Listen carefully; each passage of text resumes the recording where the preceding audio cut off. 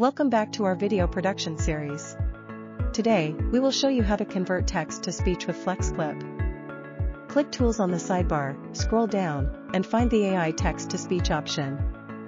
Click to open it. Enter the text in the text box or copy and paste content directly. Then, you can choose the text language, AI voice, voice style, speed, and pitch. Click Generate. A few seconds later, you'll get the AI voice.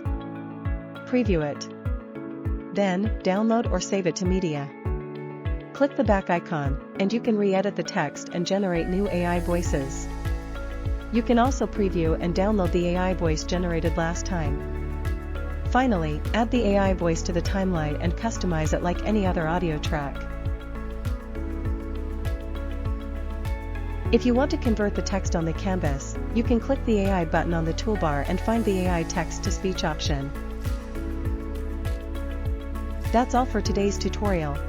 Stay tuned for more video production tips in our series.